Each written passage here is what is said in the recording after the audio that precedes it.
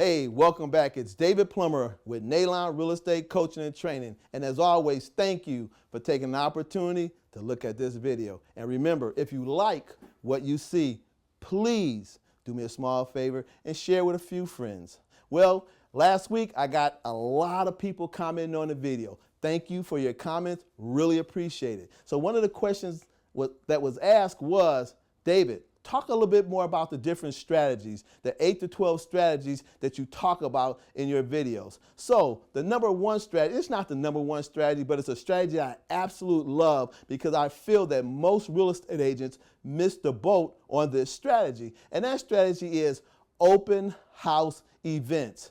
Notice I said open house event or mega open house event. See, let me explain. Most real estate agents, when they do an open house, they either do their own house, or they do a house that is in their office, or they get a house off the MLS. And generally, they make this call around Tuesday or Wednesday, and they get approval from the homeowner to hold the house open this weekend. And then what they do is this. They hold the open house from 1 to 5. I think 4 hours is much too long, but we'll talk about it. And then at 12:45, they put out their 3 or 4 signs, and then they do the open house. And they get 7, 8 people, maybe as many as 10.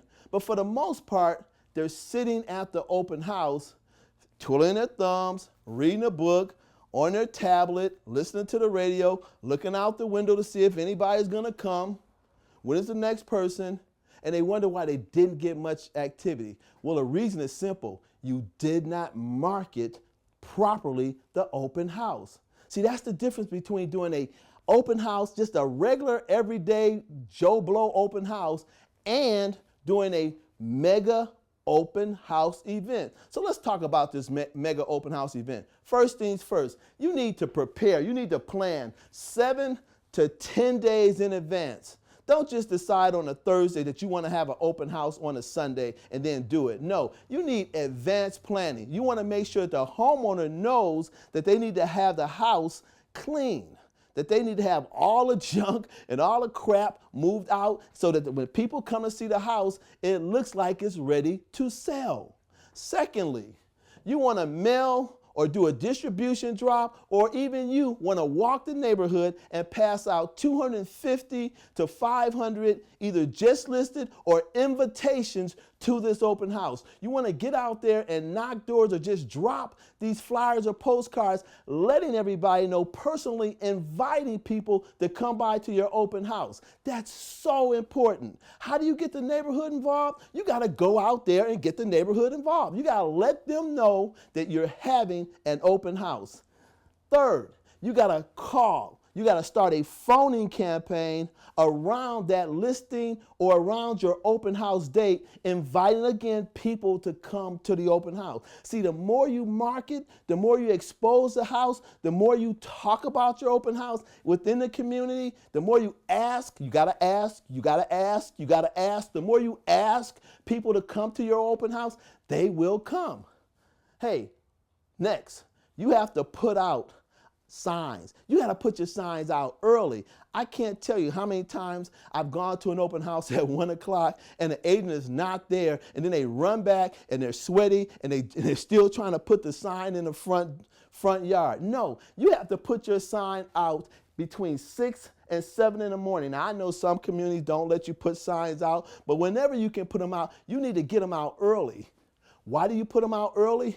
Because you want the homeowners who leave to take their kids to soccer or baseball or football or gymnastics or wherever they're going to see, as a reminder, there's an open house. You want people who have the honey-do list, going to the cleaners or cutting their grass or going grocery shopping or going to the bank. When they leave, they see plenty of flags and signs letting them know that the open house is today. That's why you put it out early. You also put it out early so you're not rushing. Let's make this big. Let's do a 2-hour event, 2 to 4, 1 to 3, 12 to 2. It doesn't matter. But you know what? When you have an event and it's 2 hours and you got a bunch of people coming to the open house, you send a sign to all the homeowners who are looking down at that open house going, man, that open house is busy. wow, that open house is busy. And who are they going to be talking about? You, the realtor who called in, who passed out flyers and postcards, who's got all these people coming through the open house because they've seen a lot of open houses, right? Where they've seen a lot of open houses where nobody was there, where they looked down the neighborhood and there was no cars, no people.